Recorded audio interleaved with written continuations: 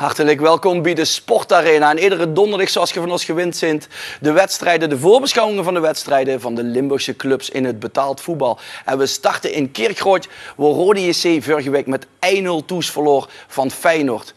Door een niet gegeven strafschop, mag ik erbij zeggen.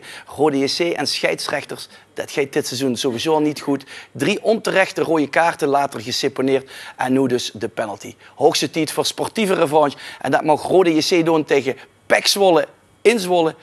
Tijd om weg te komen uit die onderste regionen. Het bleef ongemeen spannend in de kop en stert van de Eredivisie.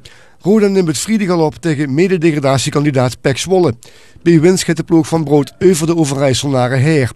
Nieuweling Frank de Moesje maakt zich geen zorgen om de plek op de ranglijst. Ja, oké, maar goed, zolang je zelf ook punten pakt en je krijgt zelf ook nog op het laatst al die clubs tegen je, dus die mag je niet verliezen en dan moet je je punt ook gewoon tegenpakken.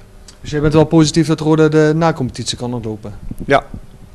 Duidelijker wordt het niet, maar dan is een overwinning vrijdagavond in Zwolle meer dan wenselijk.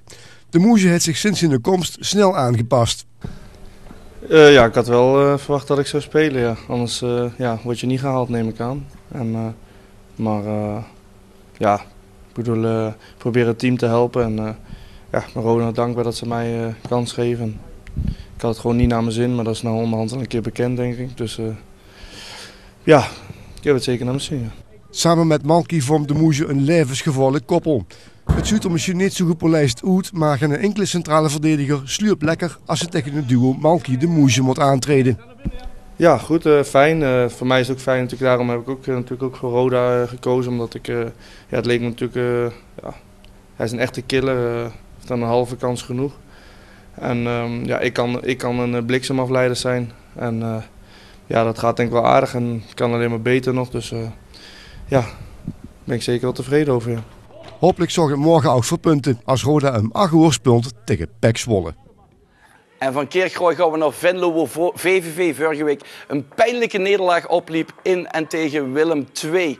VVV staat 17e in de stand en moet nu vooral naar onder kijken om Willem II achter zich te laten. Daar kunnen ze zaterdag goede zaken voor doen als VVV thuis Heracles Almelo ontvangt. VVV op kunstgras. De sneeuw is aan de kant geveegd. Ideale omstandigheden, al is de temperatuur na een paar dagen lente natuurlijk bedroevend. Gedane zaken nemen geen keer, maar de uitwedstrijd bij Willem II had VVV natuurlijk nooit mogen verleren. Ja, maar we hebben hem verloren en dat weet ik. En dat was voor mij ook heel teleurstellend. Omdat ik het gevoel had van, we hebben een goede kans om hier te winnen, om Willem II definitief van ons af te stoten. Ja, dat is ook hoe teleurstellend voor ons en vervelend. Maar dat is ook realiteit, dat is ook voetbal. En dan moet je ook weer sterk zijn. Precies wat jij zegt, gedane zaken nemen geen keer, dus dat verander je niet meer. Maar je moet wel zo sterk zijn om dat te verwerken. En om daar als ploeg, als team, weer uit te komen. De vraag is of Heracles het medicijn is om de patiënt VVV te genezen. Dat weet ik zondag of zaterdag om 9:30. Nou ja, wij spelen thuis en klaar. En Heracles is de voetballende ploeg die graag naar voren speelt. Die ook gewonnen hebben afgelopen weekend. Nou oké, en ik vind dat willen wij nog steeds naar boven kijken en Willem II van ons weghouden. Ja, dan gaan wij die wedstrijd in om die wedstrijd te winnen. Dat had VVV misschien afgelopen weekend ook moeten doen tegen Willem II. Maar goed, tegen Heracles kan de trainer mogelijk weer een beroep doen op Uçin Wofor en Ozan Turk, de gisteren nog apart trainer van de groep. Uçin is bij de groep, kijken hoe dat hij daarop reageert morgen. Turk nog apart. Als het goed is traint hij morgen bij de groep. Maar het is allemaal korte dag, dus daar wil ik in ieder geval mee wachten tot zaterdag om daar een beslissing over te nemen. Want het is ook simpel, natuurlijk zijn het belangrijke spelers voor ons. Maar ze moeten ook 100% fit zijn. Afwachten dus. Zaterdagavond in de Koel. VVV Venlo tegen Heracles Almelo. En van de Eredivisie gaan we naar de Jupiler League, waar MVV na de winterstop nog niet het juiste ritme heeft gevonden, om het zo maar uit te drukken. Vorige week toes verloren van Helmersport naar een 2-0 voorsprong 2-3. En nu mocht MVV op bezoek bij kampioenskandidaat nummer 1, Sparta. Het is bekend, MVV na de winterstop is niet het MVV van voor de winterstop.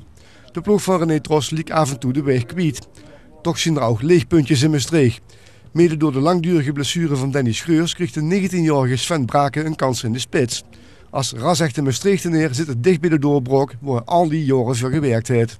Ja, dat is gewoon geweldig. Dat is echt, dat blijf ik zeggen. Ik voetbal nu natuurlijk al 11 jaar in de jeugd van MVV of bij de club MVV. En ik ging als jonge altijd al loeren. Op vrijdagavond naar de trainingen ging ik met een paar jongens van het team loeren. En dat is wel leuk, we hadden met Lloyd, Nick en zo. Gingen voor naar de wedstrijd loeren. En nu spelen ze samen met de jongens in de Geusteld. Ja, dat is fantastisch. En daar heb ik het toch al die jaren voor gedaan. Ja. Dus, ja. En het gaat niet verkeerd. In 13 optredens kwam Braken al tot 3 goals. Ook de trainer ziet potentie in de jonge spits. Ik zou net een aantal wedstrijden laten zien dat de kwaliteit heeft. Het is geen Danny Schreurs, het is een ander type. Maar Sven is het goede oudjes, nee, Sven heeft kwaliteiten. En Sven is nog jong en dat is het punt. Hè. Hij dat dan weer wel en dan ook weer even niet. Het is nog te zeer op en neer. Maar daar moest er rekening mee houden, dat weet ze. Als een jonge gast. Maar ik weet wel, als Sven, als ik een beroep op hem doe, dan gebeurt er iets. En dat vind ik heel belangrijk. Ik denk toch dat ik meer in de spits ben. Spits. Rond de spitspositie. Gewoon in die 16 komen, proberen te forceren. Ik denk dat dat wel mijn spel is. Kopsterk ook? Ja, de laatste jaren is dat wel verbeterd. Vroeger was ik nogal klein, maar ik ben toch in die laatste jaren gegroeid. Dus nu begin ik toch wel het duels te winnen. Ja. Dat is zeker niet onbelangrijk, hè? Nee, ik heb trouwens ook alleen met de kop gescoord. Denk ik nu. Dus kopsterk, ja, dan mag ze dat wel zeggen. Bijna tweebenig, het lef, durft een actie te maken, kinderduel spelen. Een redelijke koppel toch. Dat is eigenlijk wel aardig compleet. En nog jong, dus dat is een jong waar MVV nog heel veel plezier aan kan beleven, denk ik. Laten we het hopen. Net wie iedereen in Maastricht hoopt dat MVV vrijdag op het kasteel van Sparta gaat winnen. Want dan ligt de titelstrijd weer helemaal open. En dan gaan wij naar Fortuna Sittard, dat het de laatste weken weer helemaal goed uit. 2 overwinningen op rij. Afgelopen keer 0-3 bij FC Eindhoven maar liefst. Deze keer ontvangt Fortuna Sittard FC Den Bosch in de eigen Trentwork Arena. Wil Boesse was duidelijk 2 weken terug. We moeten eindelijk weer eens punten gaan pakken. De laatste 2 wedstrijden tegen Almere en Eindhoven worden op zijn winken bedeend. Nee, we hebben zelf ook een beetje gespeeld. Hè. Puur ook om de punten de tactiek bepaald. Het liefst wil ik zo ver mogelijk naar voren voetballen. En zo hoog mogelijk pressie spelen. Zeker in toetswedstrijden. Maar soms kunnen ze niet ongeroet om het anders in te vullen. Dat zit de idealist. De realist zegt van we moeten gewoon spelen en punten te pakken. Het is betaald voetbal. Het is geen hobby, het is betaald voetbal. Het gaat in de punten klaar. En zeker in deze fase. Nu werden de prijzen verdeeld. En voor hebben we ons zelf in de voort geschoten of in het veld gesneden, zou ik maar zeggen. Door die wedstrijden die we gehad hebben, Emmen, Topos, noem maar op. Om die niet fatsoenlijk af te sluiten. En wat we wel verdiend hadden. En uiteindelijk gaat het om het benutten van kansen. En dat hebben we de laatste 2 wedstrijden hebben we dat wel gedaan. Fortuna heeft het veeljaar in de kop met die 6 punten, maar de veeljaar op het veld heeft plaatsgemaakt voor Koning Winter. Getraind wordt binnen, noodgedwongen. Het is niet prettig om 2 dagen voor een competitiewedstrijd om op deze manier voor te bereiden. Dan moet je goed kijken met de belasting. In de wilspel gaat belasten, maar dan moet je goed kijken. Hè? Want dit is een ander veld en het is allemaal kort en fel. En daarom trainen we ook maar een uur kort. En wil dat iedereen fit blijft. Ik heb zelfs een aantal mensen binnengelaten. Ja, de kooi waar het gevaarlijk voor is. En je moet zo verrekenen, dat is niet prettig. Maar goed, ik ga ervan uit dat de wedstrijd doorgaat. In die zin dat de kans klein is. Hè? Want de situatie is hetzelfde. Veel sneeuw op het veld, ik geloof wel 10 centimeter. Hele strenge vorst. Dus ja, zeg het maar. Nou ja, dan zal zowel vrijdag toes tegen Den Bosch als maandag toes tegen Cambuur normaal gesproken niet gespeeld worden. Maar Boesse hoopt dat het gewoon doorgaat. Als ze daar tegen presteert, als ze daar de punten van pakt, dan weet ze ook dat ze op de juiste plek zijn in de ranglijst.